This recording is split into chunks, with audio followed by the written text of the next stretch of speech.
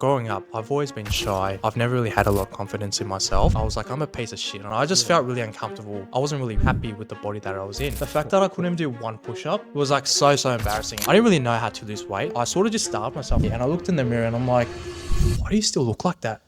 Going through like a coaching journey, you uncover a lot of flaws about yourself. It's one of the best things you could do for yourself. Why do you make the decision to work with a coach? Well, I mean, I got forced into it. So Why do you think people don't take that step? majority of cases, it's a mindset problem. I've always kind of just settled for just being content. This is good enough. Like, I don't need to really do better. But I think being able to step out of my comfort zone showed me that there's a lot more that I could be able to achieve. What would you say is the worst thing about working with me? Do you want the honest answer? Yeah, I want the honest answer. How many things can I say? William, how long have we known each other for? It's been, what are we on? 13 years, I reckon. 13 years. Yeah. What I want to talk through is more so like growing up in high school, what did you think you were going to become? I actually don't know. I think growing up in high school, like I didn't really have a goal in mind because growing up, I do well in primary school. I did well in high school. Like I used to get good grades. I thought like you just had to keep going through school and just keep getting good grades. Like there wasn't really any direction. Like I think I liked maths, so I thought later in life I'd end up like solving equations or some shit, but I don't know for what. What were your parents' expectations of you? There was just an expectation to do well. Like I think like I've been pretty lucky because my parents didn't really force me to become anything, but it felt like there was a pressure around me to like you have to do this. So like it's not like they said it, you have to grow up and become a doctor or whatever, but they used to talk about, oh, doctors are so good and all this, that. So you kind of felt that pressure to kind of like that's what you had to achieve in order to make them happy. Yeah, so when we first met in year 8, like we were friends for a couple of years, and I think it was like in year 10 you moved to Melbourne High. Obviously, like going through high school, you were very smart, the kid who always got really good grades. And then when you finished high school and then you went to university, like what did you end up getting into? So I did a Bachelor of Science at the University of Melbourne, and that was like I only went into it because actually after year 12 when I got my ATAR, like it wasn't that good. Like because I went to a pretty good school, I felt like it was a pretty shit score. And I think my mum was pretty disappointed with the score as well. But if you look at it objectively, like it's a pretty decent mark. But I was like, okay, like obviously you didn't perform too well. And I said, all right, the only thing that's going to make me be happy is obviously if I go to the University of Melbourne, then I get to keep my reputation as like a somewhat decently smart person. At the time, I thought there was a lot of pressure from everyone, but it's just because the school that I went to, like everyone was becoming a doctor, everyone went into like commerce and like everyone was pretty much either studying at Melbourne or Monash. Like I felt like there was this expectation to kind of follow that as well, because if you come out of Melbourne High, which is like the #1 state school in Melbourne, you're expected to do one of those like prestigious degrees. What if you didn't? Like, what would that say about you, do you think? That I'm stupid, that I failed. So then, because this is when like we kind of reconnected. You were doing your Bachelors of Science, and then it didn't go too well for you. Nah, it was Yeah, so what was that like? like I didn't really know it at the time, but I was kind of just getting through. I wasn't really committed to my studies. Like I just got into it and I'm like, okay, now that I'm finally into a course, I've just got to do the same shit again. Like just study, pass, and then get the degree, and like it will all look good on the outside, right? But as I got through, like uni is so much different than high school because you have to be a lot more independent and you have to take a bit more responsibility for your learning. I think in school, there's so much structure around it. So, you have to do your assignments, you have to do your homework, like the teacher will always check, but in uni, it's a bit different and the contact hours are a lot less. So I realized that I didn't really have that work ethic.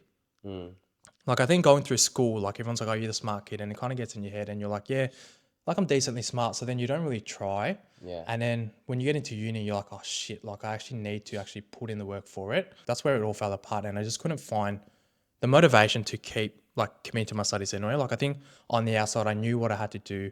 I knew I had to watch these lectures. I knew I had to devote time to study, but I just couldn't do it. It's really interesting because I feel like in high school, obviously you shined, and then in uni you really struggled, right? Why do you Yeah. think that is? I think I just wasn't really aligned with what I was doing. Like I was doing science and we're doing things like, calculus, like I'm still doing a calculus as a subject, or I was doing like, I remember I was doing algebra as a subject on its own, and I was doing chemistry and stuff. And I was just like, I don't really care. Yeah, solving maths equation was fun at one point, but like, I just couldn't commit to it. Yeah. Like there was just no passion there. So Yeah. I think naturally I kind of just didn't really have that motivation, and I didn't really want to force myself to have that motivation as well. Like I know you held on to the identity of being that smart kid going into university and then struggling. Like I remember that freaking you out a little bit. Yeah, and I think that also came on at the end of year 12 as well. Like as I went through Melbourne High, like I was surrounded by a lot of smart people, and then I started feeling, oh shit, maybe I'm not that smart because everyone around me was so smart.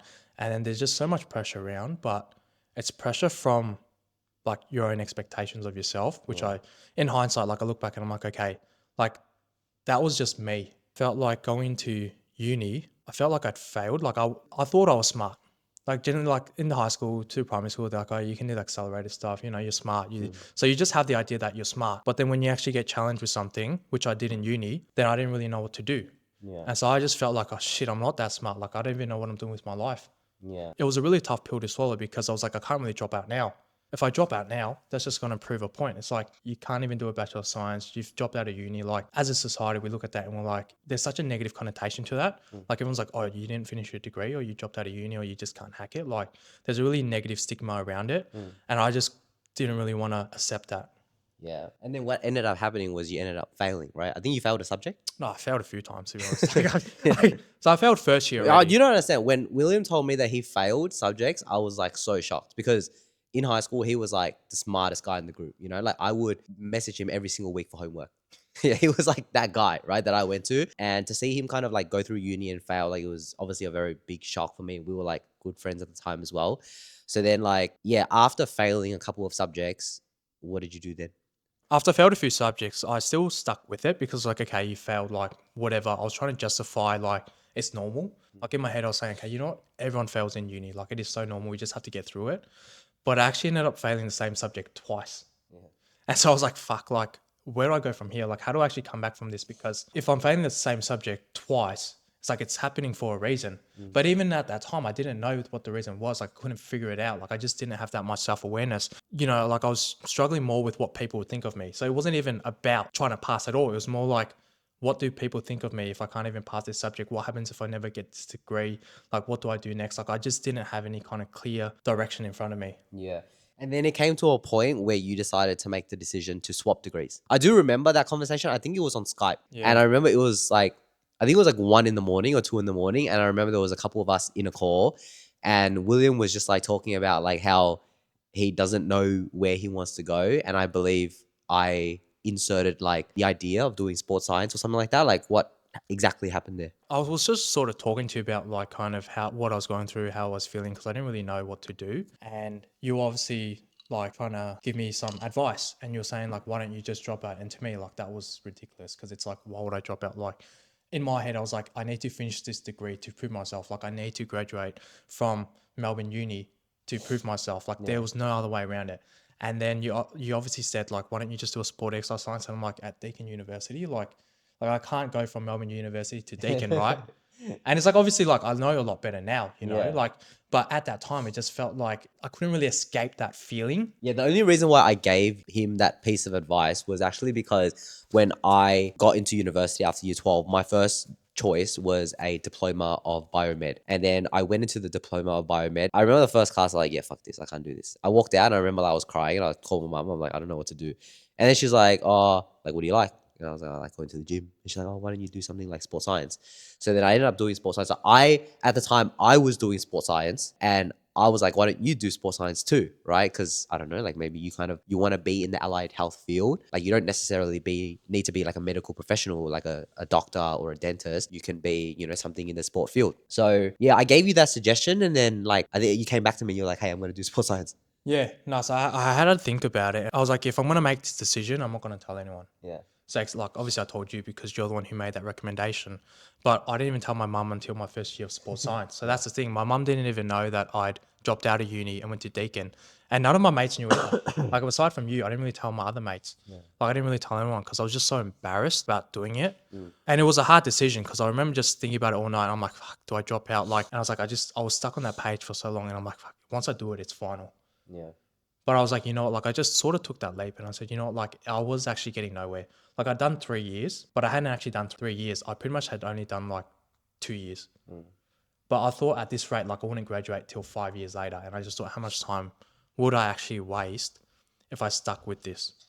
In hindsight from that, like what did you learn from that experience? Like going from having the identity of being the really smart kid, studying at the most prestigious schools, to then going to Deakin University, something that is perceived as lower status than Melbourne University, Yeah. going from science to sports science. There's obviously a journey of dropping that ego and that pride that you had to do, right? Yeah. What did you learn the most from that? Like for me, it felt like there were so many expectations of me, and I was almost doing it for everyone around me rather than myself. Again, like I look back and there wasn't really an expectation. Like this was an expectation that I just created for myself because I thought like everyone around me would judge me for doing it, or just because everyone had this perception that I was the smart kid who got into a selective school, and I had to finish my course. And I think looking back on it, like I wasn't really doing it for myself. And I was almost just doing it to make my parents like happy and just for everyone to think, oh yeah, like, he's smart. But that to me means nothing right now. Like, Because I know a lot of people who are many years younger than us, like they get out of high school, they don't really know what to do. They go into a university course, and even like people our age right now, right? Like they're still studying, and they kind of feel like that sunken cost fallacy where you've almost like put in so much time or effort into a course, and you're like, oh shit, this is actually not what I want to do, but I yeah. can't really pull out because I've already dedicated so much into this. What's a piece of advice that you would give to them? I think just to trust your gut. Like, I think deep down what you really want to do, but you always let others' expectations get the better of you. And you think it's other people's expectations, but it's actually expectations that you create of yourself.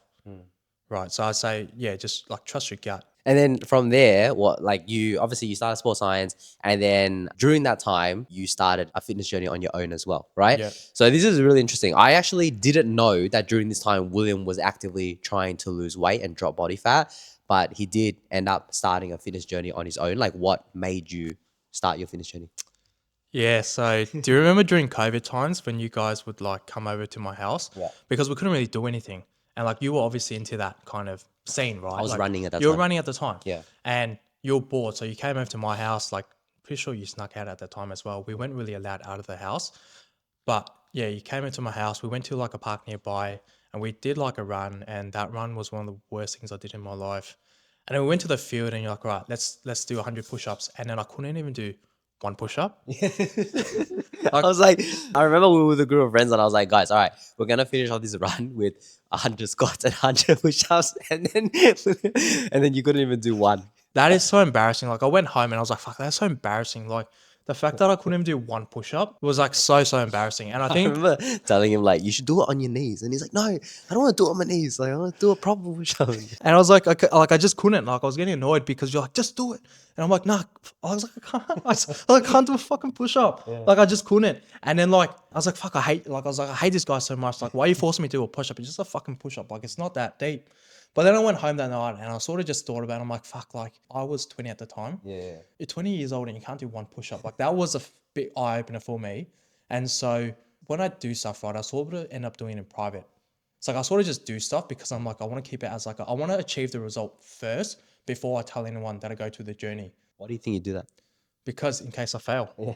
So it's like if I tell people that like, hey, I'm going to lose weight and then I don't end up losing weight, then again, that's a big hit to my ego because like you say you're going to do one thing and then you can't do it. So I tend to obviously do a lot of stuff in private and always show people like the result. So obviously went through my own fitness journey after that and I didn't really know how to lose weight. Like, I mean, it was the days of like We Fit and stuff. So I was on so I was actually on We Fit and I do the thing and they call me like overweight on the fucking scale. Like that was pretty bad. But I sort of just starved myself. Like I was like, like what I got to do is like start eating at 12, like midday, just eat 2 meals and I'll lose weight, which I did. I dropped a lot of weight off the scale, but by the end of it, I was like, it just still didn't feel right. I pretty much lost almost 10 kilos, I think, off the scale. Like I was 83 maybe at the time and I went down to like 70 and I looked in the mirror and I'm like, why do you still look like that? Yeah, you were so skinny. I was like skinny fat. Yeah. I was like, why you still look like that? And I didn't really gym at the time too. Yeah. So I was just sort of starving myself. And I looked in the mirror and I'm like, fuck, why do you look like that? Like,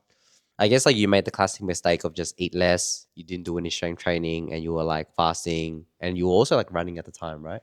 I did run for a bit. After we started running, I was like, yeah, running shouldn't be that hard. So I started running for weight loss Yeah. because I thought obviously running would help me lose weight quicker. Yeah. Essentially, like you went through the journey, you did it yourself, you made the mistakes, and that gave you some level of awareness to like, oh, I'm not doing this right. Yeah. You know, because you lost 10 kilos, you looked in the mirror, and you're not really happy with what you see. Yeah. And then from there, we had a conversation in the car. Yeah. You remember that conversation? Yeah. Yeah. So what was that conversation about? You sort of made me think about like how I was feeling in my own body, right? Yeah. And you knew that I wasn't happy about my own body. And you were trying to, I guess, Get you like to accept it. get me to accept it. But I'm always like finding excuses or things to kind of justify. Like I'll be like, yeah, I don't really want it. And I just say that because I think that I'll fail along the way. Yeah. So I never really, I think because of uni and stuff, like going through life and like just being labeled as smart and then failing at that made me lose a lot of like confidence in myself. So then when you kind of offered the concept of like coaching, like you take me on, you kind of show me the way, I was like, yeah, but what if I failed that again? Right? It's like I just hate that feeling of like failing. It's like I'm not good enough for anything. So yeah, it took like we were in the car for a long time. Like I think it was like a 2 hour conversation. Like I was just meant to drop you off. Like we went out for dinner.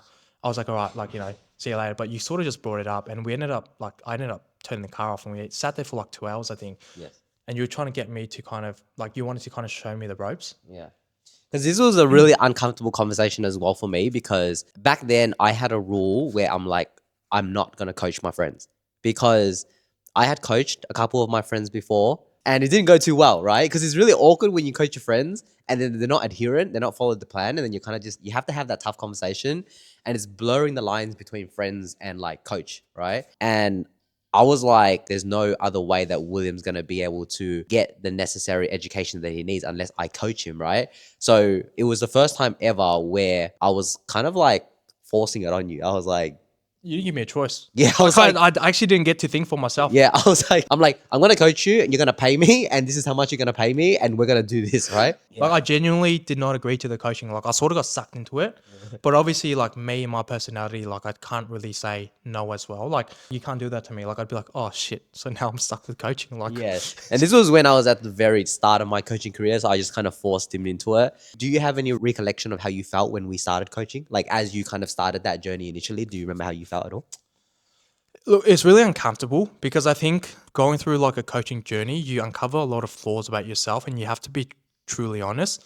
And I wasn't really ready to accept that within myself, but also share that with like one of my closest mates because I think that is just embarrassing because I think you always obviously want to present yourself well and there's a lot of things that people don't know about you and I think you like to keep to yourself because of shame, embarrassment, whatever, you want to keep your ego.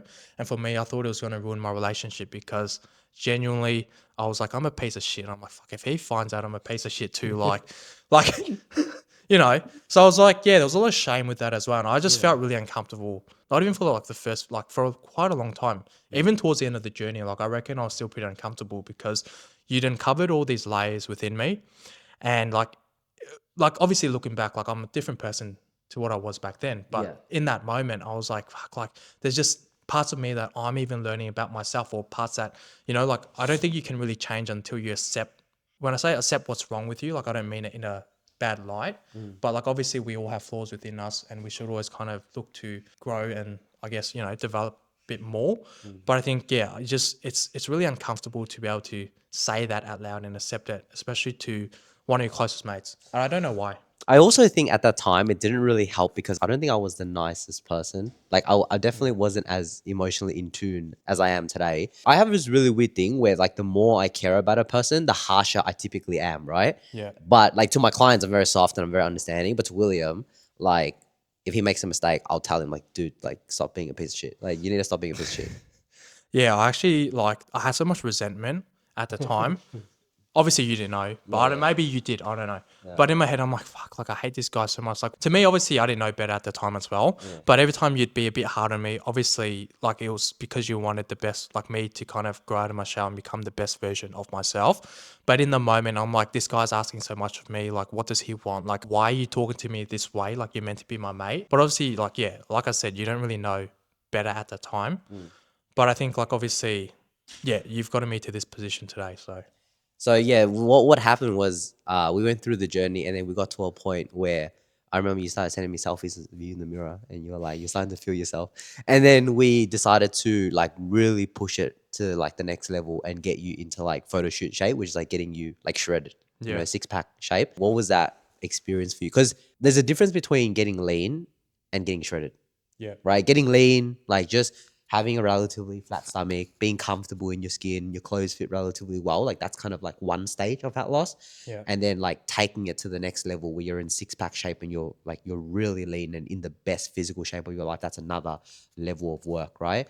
So how was that experience for you? Because I remember at the end we pushed you quite hard. Like I'll go back to that first point where you said about like I started taking selfies and stuff. Like I think once like I was getting changed in the showers, and then I sort of just had a look in the mirror and I was like, oh fuck, like I don't know, you just get this like big hit of dopamine. It's like I've never seen this in my life. Because I've growing up, like I wasn't like like overly overweight, but you know, like I'd always be self conscious about my stomach. Like I'd always try to suck my stomach in. So you know, I wasn't really happy with the body that I was in. And so when I sort of took my shirt off and I sort of had a glance in the mirror, I was like, oh shit, like you just get this sudden boost of like confidence. It's like I've never felt this way before. And so obviously I sent you that selfie because I was like, wow, like you know, I didn't think this was possible at all, right? And obviously that made me want to work towards a bigger goal because like you know I got through kind of this part and it's like okay, I actually do see a bit more for myself. At that point I was like, okay, I sort of trust this guy now. I was like okay, like you know it's actually not that bad, like I actually can do this, right? Yeah. And then going through that, like that last bit of getting fucking shredded was like a nightmare. Like there was so many days I woke up, I was honestly so lethargic, so tired, but I think the experience of going through it all and knowing that you can do that, I think gives you a lot of confidence, not just in fitness, but just in life in general. Like to me, that was the most powerful stage of your journey because back then you were a very content person. Yeah. You always were content with just doing good enough, not your best. So for you to kind of shift your mindset into like, okay, I'm going to take this all the way and I'm going to get into the best shape of my life. Like, I feel like that was a really big, just self teaching point that you're capable of a lot more than you think you are. Yeah, no, for sure. I think, as I said, like growing up, I've always been shy. I've never really had a lot of confidence in myself. I think that was kind of one of those like catalysts. You know, I think I just having that confidence, being able to do that hard thing, like that's probably one of like it's a big achievement in my life, like just being able to get through that. And obviously, like the abs, they don't mean anything to me. Like obviously, it's nice to look in the mirror and go, you know what, like I can see abs and all that. But it's like it was actually going through that journey itself that made the big difference. It's like I can do it. How do you think that process changed you as a person or just like your outlook on yourself in general? Like it was a lot of stepping out of my comfort zone. I think that was the biggest thing. It's like I've always kind of just settled for just being content. Like it's like this is good enough. Like you know I don't need to really do better. But I think being able to step out of my comfort zone showed me that there's a lot more in life that I could be able to achieve. I think that was like a big confidence booster for me. Why do you think people don't step into that place? Like, because I'm always in the belief that every single human being has an innate level of potential. So, like, for you, obviously now you being a coach as well, like, why do you think people don't take that step? Because it's a hard thing to do. I think as humans, we're all like naturally, we just want to be comfortable, right? Like we're designed by nature to just feel comfortable and doing that hard thing and doing that challenge. Like it's much easier to do that easy thing. Like, as we went through that phase, we got you to that photo shoot day. We've actually never really spoken about this, but how did you feel on that photo shoot day? Because William's the type of person, like, William's fucking awkward. Like, William's like, he's always like making jokes. And like, William used to say a phrase that I literally banned him from saying. Like, he used to always say, like, it's not that deep, right? Like, I swear, you used to trigger me so much because we got him to 6-pack shape, best shape of his life. And then we did a photo shoot and he's like, on the whole day, he was like, oh, it's not that deep, you know? But I know William, like, I know deep inside he feels like good and he feels proud, but he just doesn't really communicate it. But then, yeah, I guess on that day, like obviously going to the gym, taking photos, taking your shirt off, like I don't know, what was that experience like? Yeah, like even though I got into the best shape of my life, like I just didn't want to do the photo shoot. Like I don't know, it was just a new thing for me. Like it was like I don't really want to take off my shirt in the gym. I don't really want to pose for photos. Like I just all that stuff I didn't really want to do. Like it's just not. I don't know how do I say it? Like it's just not who I am. Yeah. Like it just didn't feel like that's who I am. But obviously, like you took a lot of convincing, and also you half forced me into it. Like I didn't really have a Yeah, choice. you Like didn't really have a choice. I didn't really have a choice. Like I knew I had to do it anyway. But I always kind of make these jokes. Like every time I'm a bit uncomfortable, I'm a bit awkward. Like I'll say these jokes, and like you know deep down like I'm passing out or I'm like freaking out. Like I don't really want to do it. Yeah, joking is definitely your coping mechanism. Yeah, I joke a lot as a coping mechanism, and I still do to this day. Yeah, but I think being able to do that also was nice at the same time. Like I don't really know how to explain it still, but part of me was like, like I'm glad that I did it because I was just able to kind of again step out of my comfort zone. It's like I'd achieved. It allowed me to be proud of myself because I obviously deep down I'm proud of myself, but I didn't really show it as well, and I kind of just shrug it off. Like anytime I would sort of achieve something, I'd be like, okay, like I get this hype, and I'm like, fuck, you did it. But then it sort of just dies down. I'm like, don't get too wrapped up or don't get too excited about it. So then I thought like maybe going out to that photo shoot was like such a big thing because it's like oh, like this is the best thing ever, and I didn't really want to kind of like label it as the best thing ever in my life. Yeah. Like I have this thing with achievements where I get really awkward. Like like when people compliment me or something like that, I'm like, oh, thanks.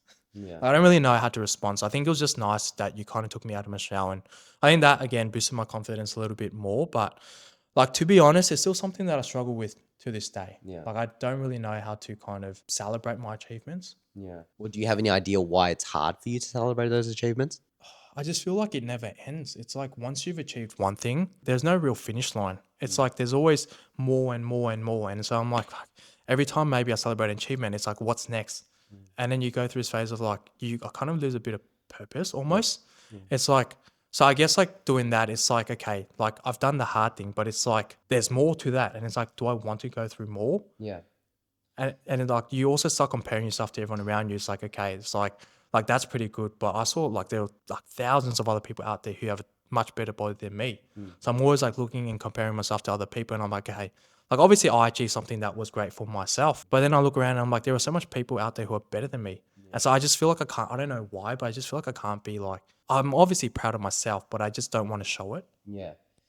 And I think we get to this point where you go on this journey and there are a specific set of tangible goals that you want to achieve. Let's say whether it be a certain weight or a certain physique or, whatever it may be. And then you kind of achieve the pinnacle of what you think is possible for you. Like getting into six-pack shape, doing a photo shoot. Like that was something that was like out of the sphere of what you thought you would ever do, And I think when you get to that pinnacle, you're kind of like, what next?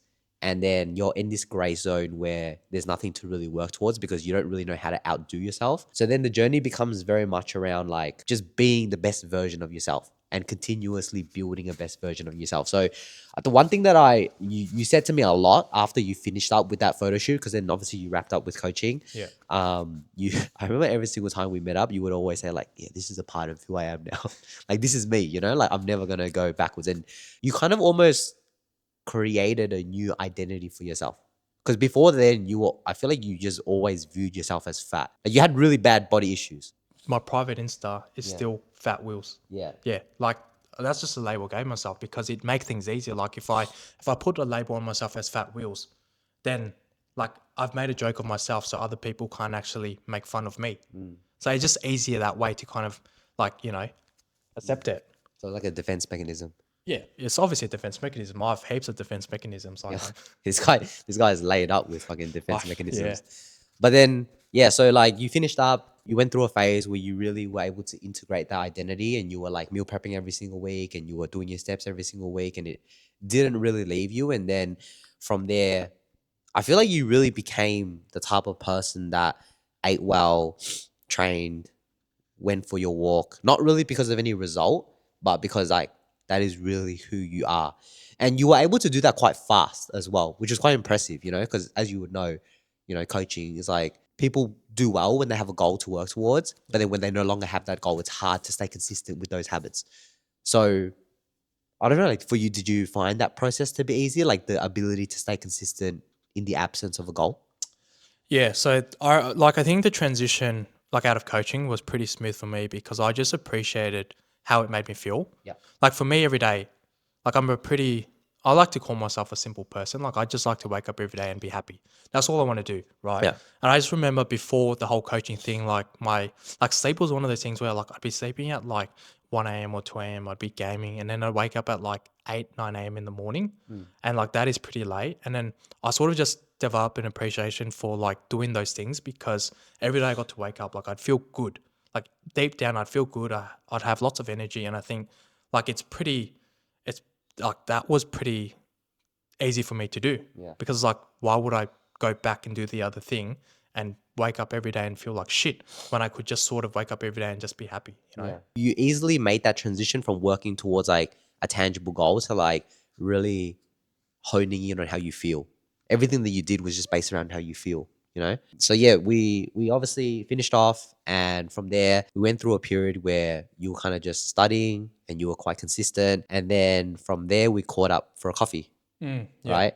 And then this is where we spoke about the concept of you being a coach. Yeah. Yeah. So Yeah. this is like the next phase, and like the last year or so, I feel like has been such an interesting time for us. But yeah, what was that? Let's recollect that conversation at coffee. Yeah. What do we talk about? I think you sort of have this thing every time, like you kind of because we would always catch up every now and then, but you'd sort of see changes in patterns of my thinking.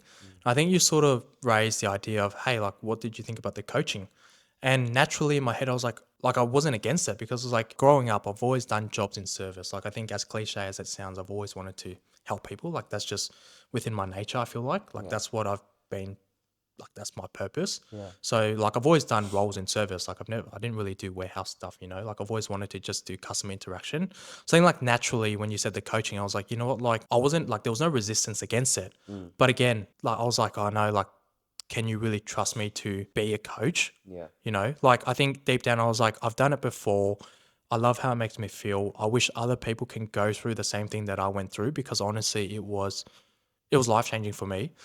And like, yeah, I get to help people. Yeah. Right. So I was like, for me, there was no resistance. Yeah. But it was more like, I don't know if I can do this. And I don't know if like, I don't want to disappoint you again because if you take me on and I don't do well, it's like, what are you going to think of me? Yeah. So at that time, I was actually looking for a second coach. Obviously, we have Nicole, who was our very first coach at Timeless Coaching. And then I was looking for a second coach, and it was a decision between two people, another girl and William. And at that time, when I went to coffee with you, the intention was actually not to talk about coaching. I don't know if you know this, but the reason why I actually even offered it to you at that time was because you were talking about your placement at the gym that you were doing at the time.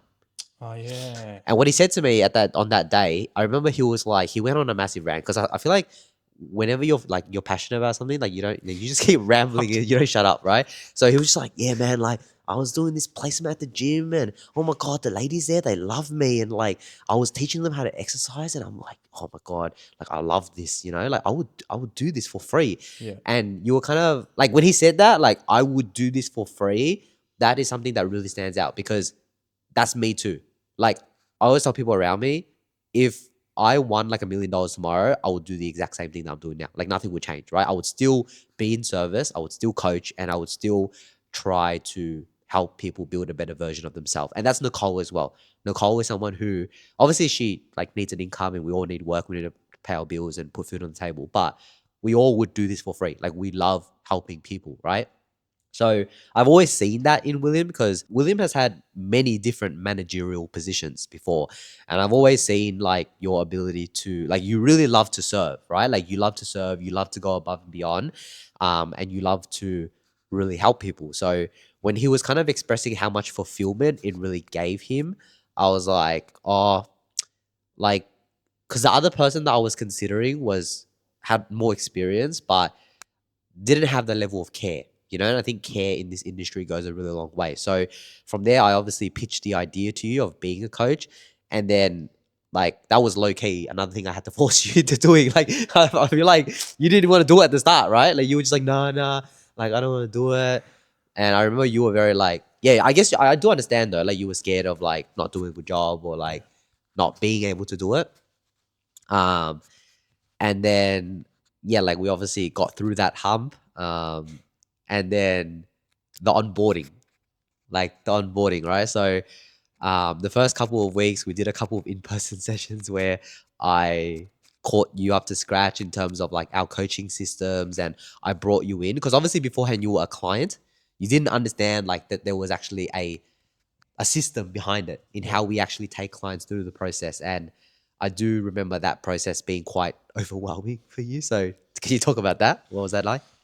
Oh, it was just like the standard that you have for everything is so high, and it was just like, fuck, I'm not ready for this. Like the shit that you made me do, like just that initial stage of like repeating information, like I couldn't even do that. And at the time, I was like, yeah, fuck, it's not that deep. Like just give me a client, and let me fucking coach. You know what I mean?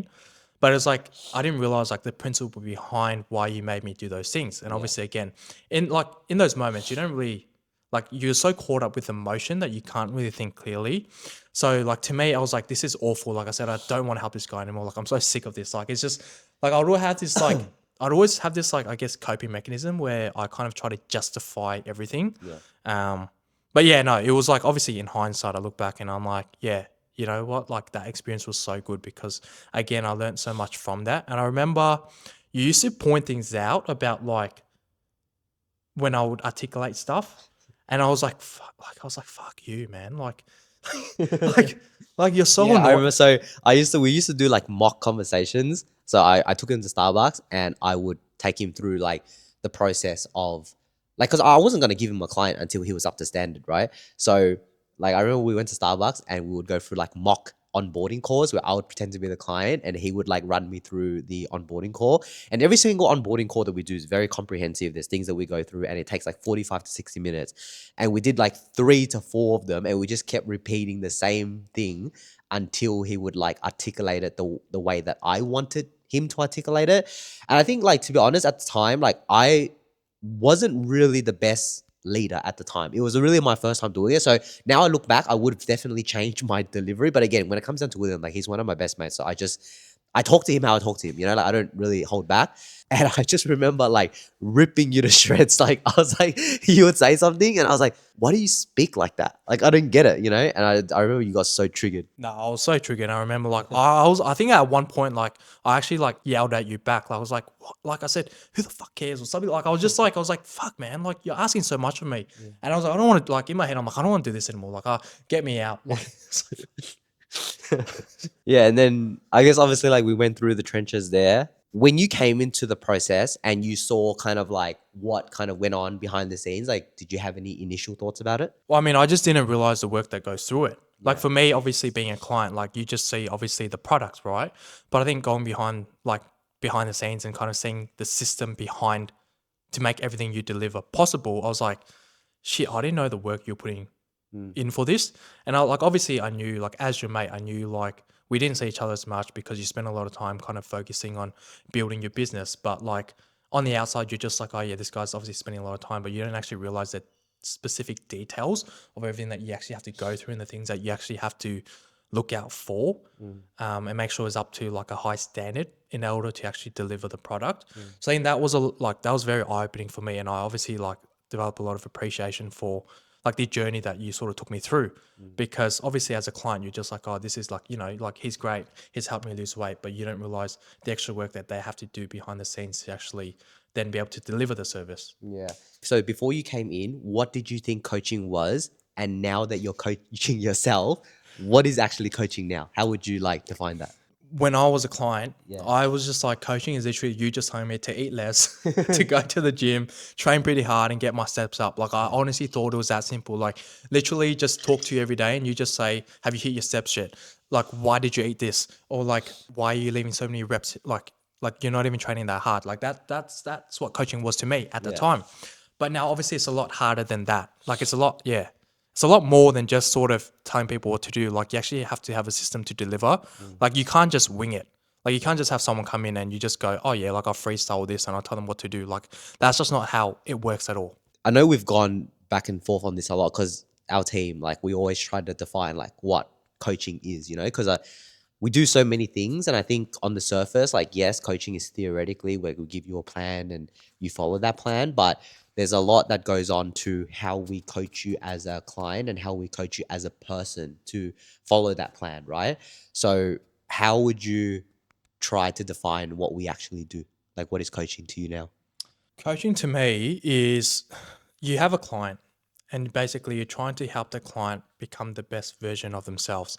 And I think with coaching, there is no one size fits all. Like, I think that's a Yeah. very common thing. Like, I think it's the ability to sort of understand that person and cater to their needs.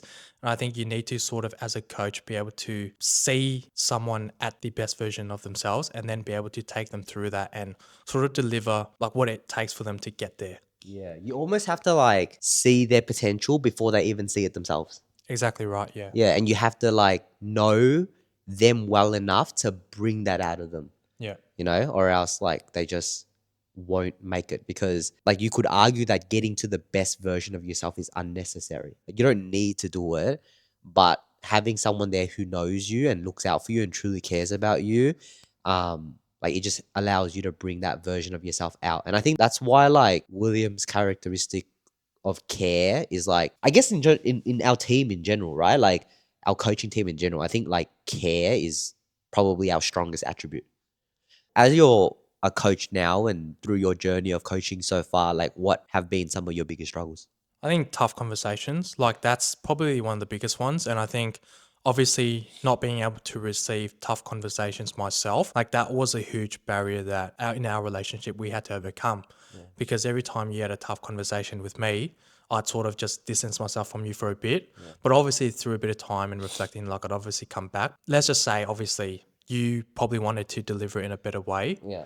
But like obviously, I think we can sort of look past that and go like understand why you're saying what you're saying. And it was obviously you're looking out for me and you want me to kind of become the best version of myself. And that's why you're having these tough conversations with me. So I think that's one of the hardest things I've had to do as a coach is just kind of call people out for things that, could be detrimental to them or kind of could help like could stop them from getting the result that they want or the goals that they want to achieve. So I think not being able to receive tough conversations made it really difficult for me to kind of deliver those tough conversations as well.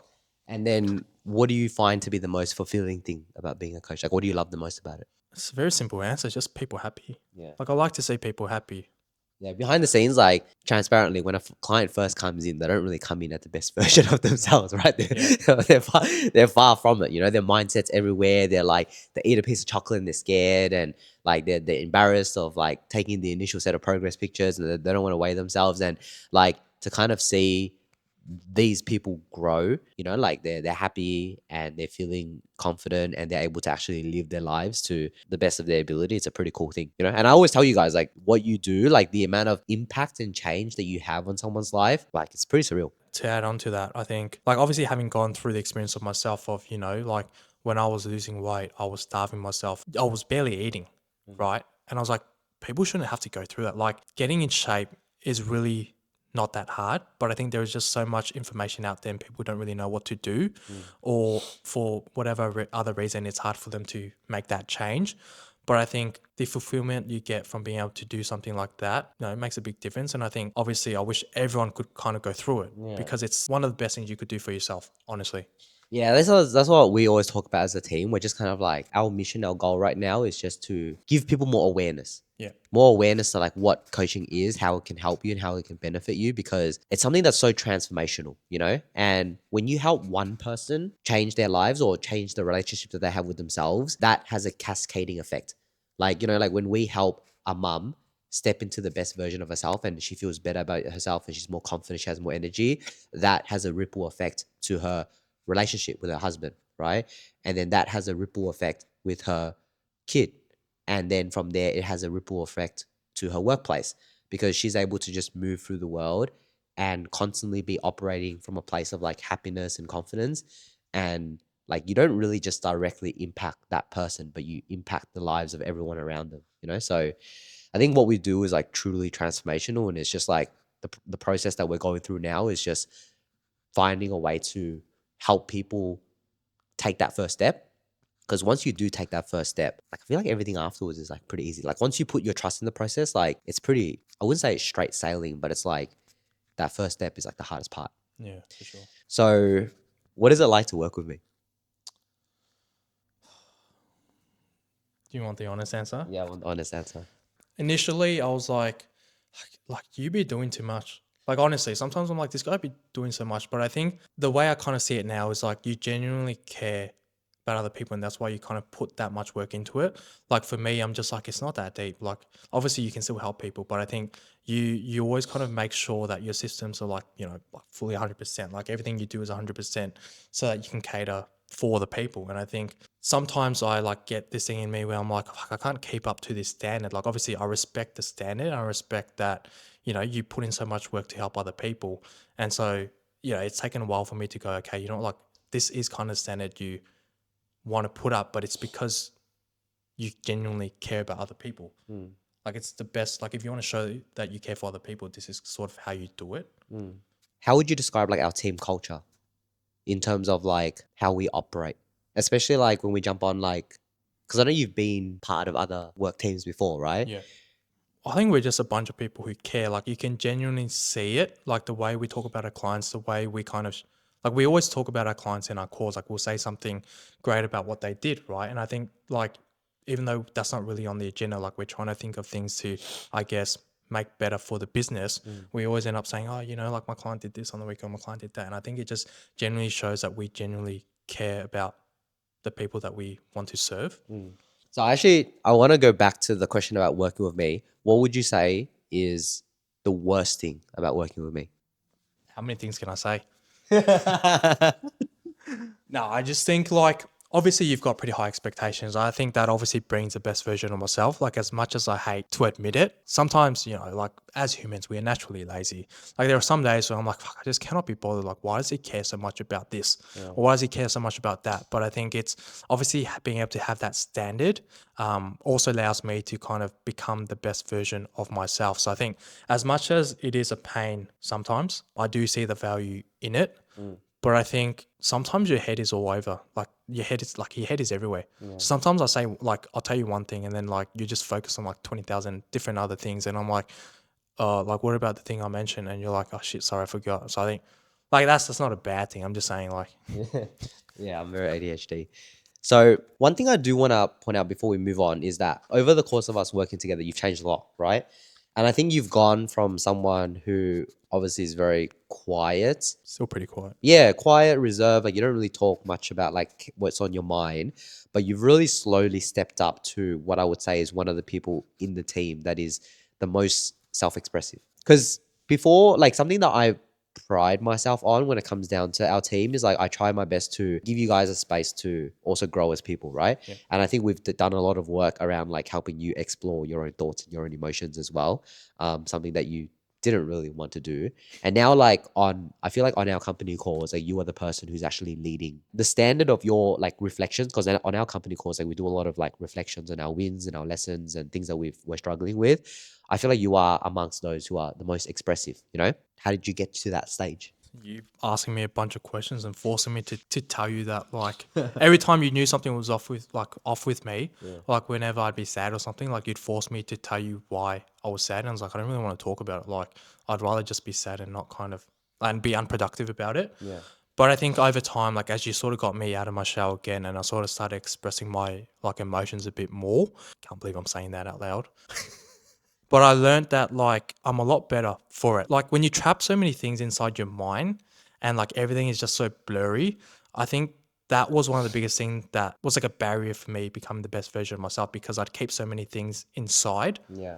and I sort of just be stuck in a certain spot and I wouldn't be able to, like, let's say I'd be stuck in a hole and I wouldn't be able to get out of it. Yeah. But being able to just express myself a bit more, being able to kind of go past that and see that, hey, like it's actually okay to try to process what you're feeling or what you're going through. And it gives you a lot more mental clarity. I think I've sort of just thought, you know what, like I'm just going to keep doing this because again, I'm very big about how I feel. Like I just want to feel great. Like I want to feel good. And so I think that helps me to feel a lot more better about myself.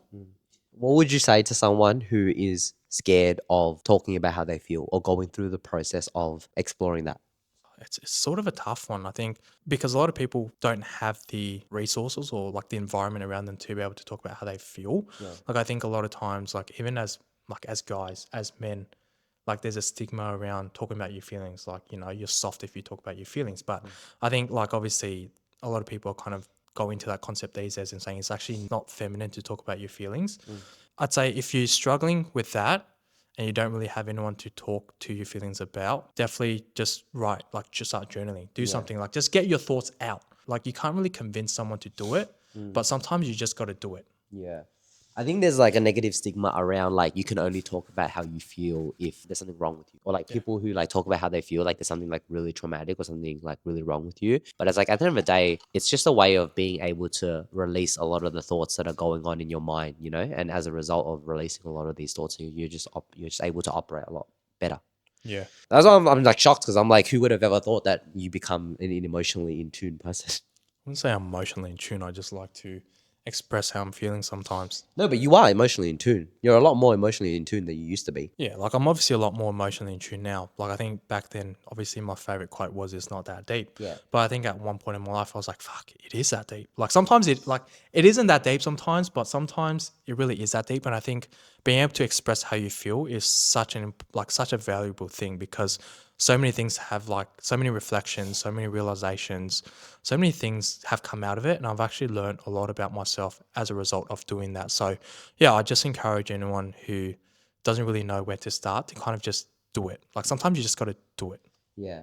And as a result of learning more about yourself, you then, I mean, as of recent last 3 months, like you made the decision to move up to Queensland. So William actually just graduated today. Yesterday, Yes, no, yesterday? Yeah, you went to your what? graduation yesterday. Nah, Thursday. Yeah. Well, he just had his graduation. Graduated with a master's of physiotherapy.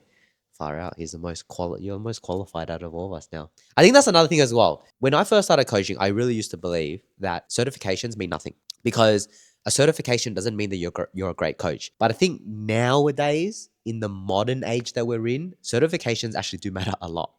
Because our whole team, our whole coaching team, we're all certified with certificates or bachelor's degrees. I have a certificate 3 4 in fitness. I have a certificate in nutrition. So does Nicole.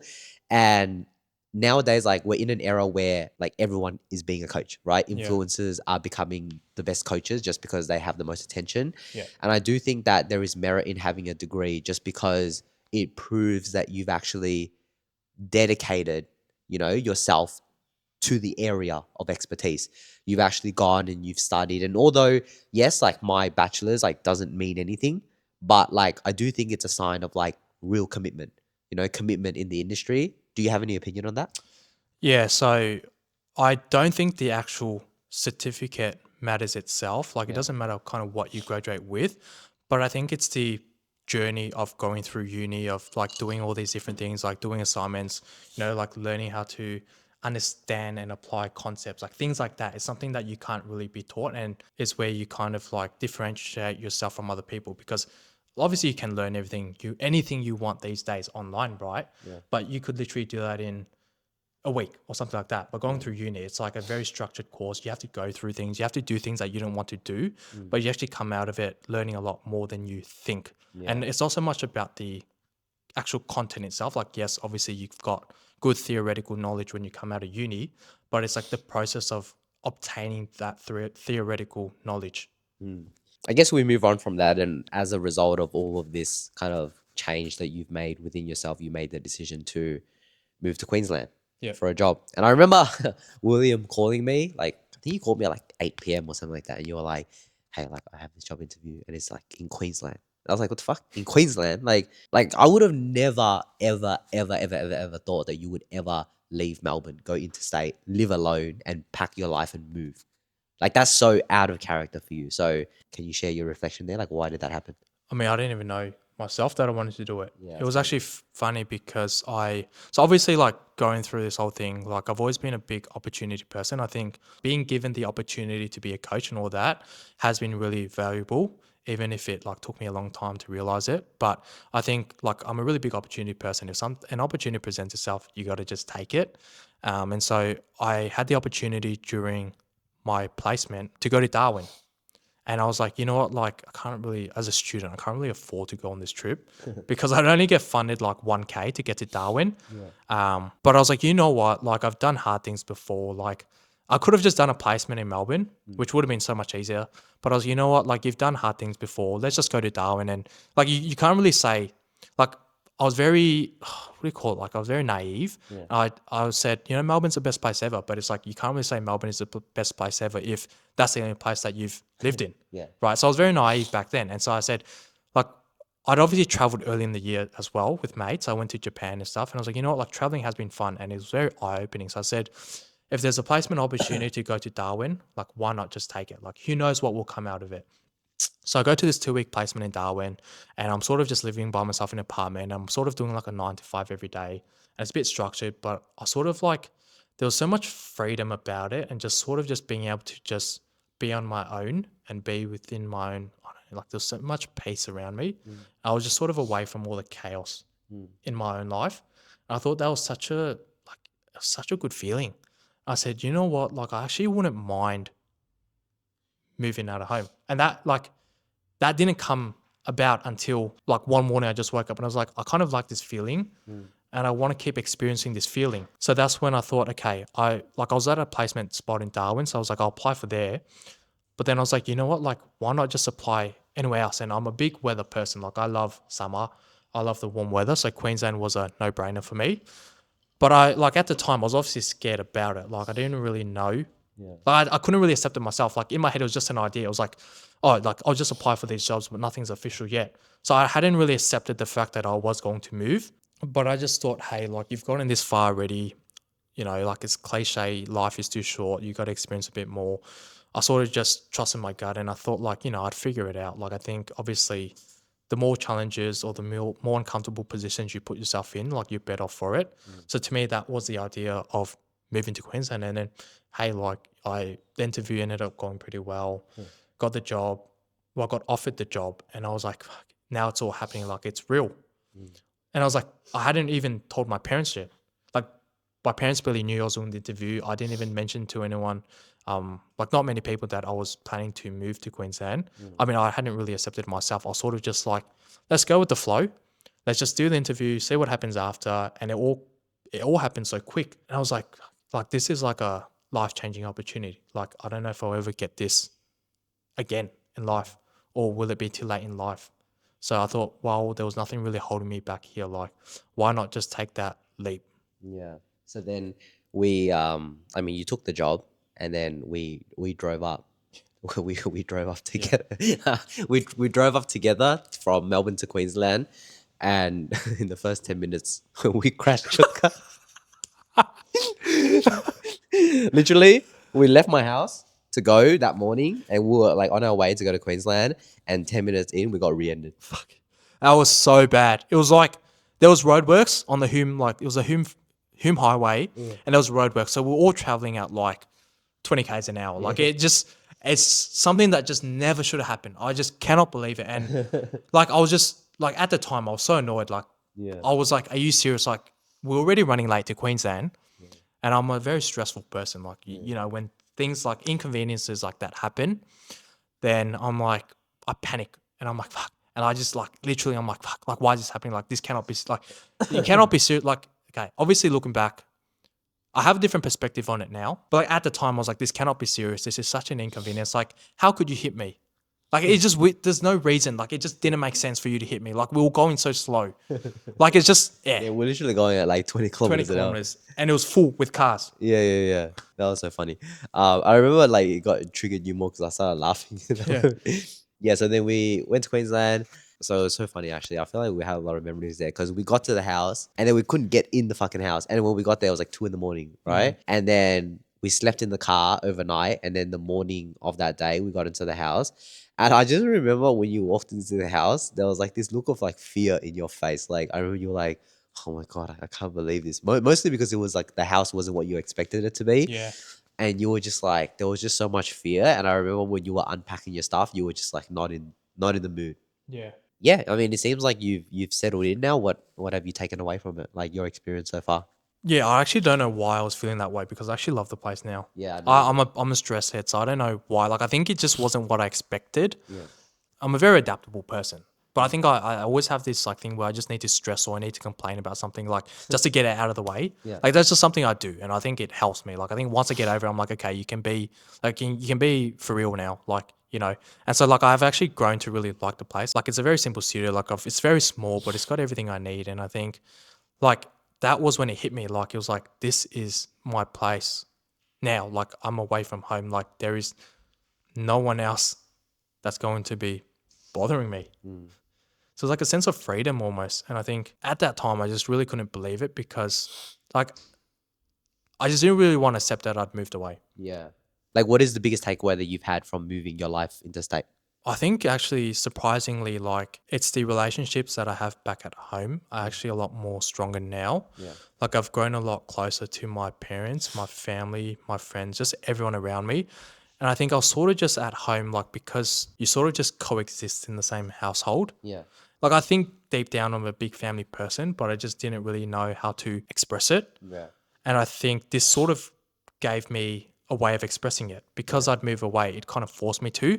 But I think like in my own household, like I'd see my parents every day and, like I'd get out of the house, I said hi, I'd come back home and say hi, like, just all things like that. But it wasn't any meaning or value behind that. And I think now, like obviously moving away, like physically I'm a lot further away from them, but we've actually grown a lot closer. And I've sort of just learned to, I guess, develop an appreciation for everyone around me because I think when you move there and you're all alone, you kind of get lonely. And so I think it's made me kind of value everyone else, like everyone that I have in my life. Yeah. I definitely say like even our relationship has gotten a lot better as Yeah. well. Like when you do come down, like we actually spend time together and like the conversations that we have, I feel like are a lot better just because like you don't take that for granted. I guess like if there was someone out there who kind of like is in a position where they had the opportunity, let's call it an opportunity, right? An opportunity to make a big transition in their life and that gives them a way to just self-explore, but they're kind of scared to take that step. Like, what is a piece of advice that you would give them or a perspective? It's not going to be a really good one, but I'd say to just do it. Like for me, like I didn't really have a plan in place, right? But I think every person has the capability of figuring it out. Yeah. Like you don't really need to plan your whole life ahead. Like going to Queensland, I didn't know what my life would look like. But I think everyone has the capability to figure out things for themselves. I think that's the beauty of it is you learn so much about yourself, but you will eventually figure it out. I guess final question for me, like this is more selfishly from my end, but like I don't know, like how do you feel about how much you've changed as a person over the last couple of years? I feel like you've become a completely different person. I think, yeah, it's I'm definitely a different person. And I would say that I'm always a different person to what I was the day before as well. Like I think every day is an opportunity to become a better version of yourself. And I think you just have to pay attention to the patterns. And for me, I had obviously a lot of coping mechanisms or defense mechanisms or whatever. And I think that's fine. I think naturally as humans, that's what we sort of do. But I think being able to have that self-awareness to go, okay, is this really serving you? And I guess having to kind of swallow your pride because there was a lot of things that I did that made me comfortable, but like looking at it, I guess from a bigger lens, I'm like, that's not really going to serve me and that's not really going to serve me in the future as well. And if I kept at this or I kept thinking like this long term, like would I be content with my life? So I think, yeah, like you've obviously kind of pushed me out of my shell a lot with all those, I don't know, 6, 7, 8 years. Once you sort of started this whole thing. But I think in those moments, like it's so hard and you just sort of have to get through it. Like that's all it is. Like magically, you're not just going to walk out of those tough conversations better. Like naturally, you are going to have to, like you're going to take a hit. Like I was stressed out. I was like, oh shit, like is that true?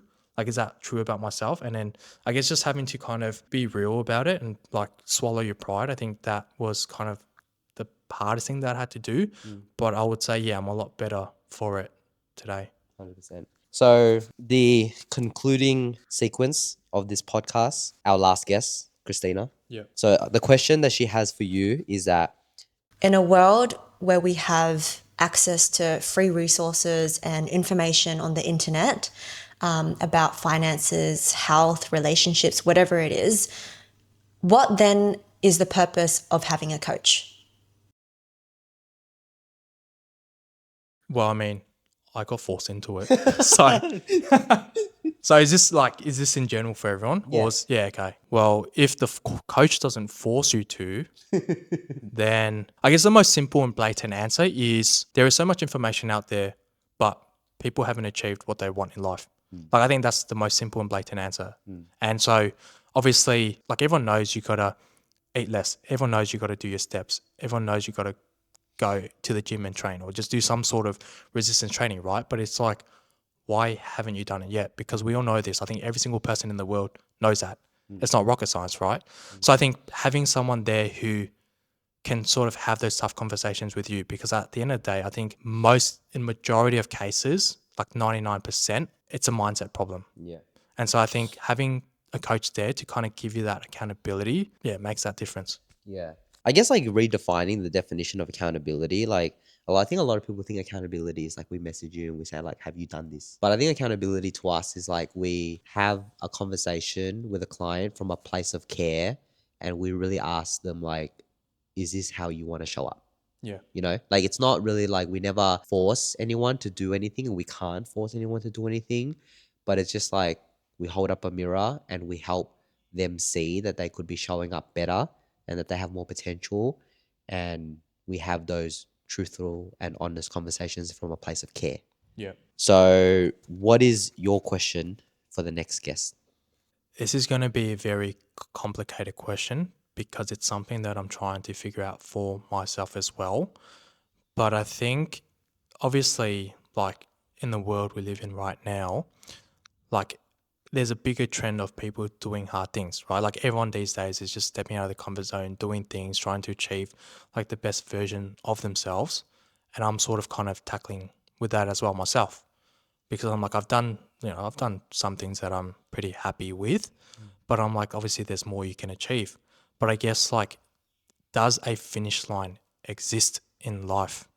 Because I think with a lot of people, they're like, once I do this thing, like life will be great.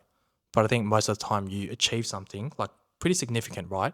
And then like afterwards, like it's not what you thought it would be like.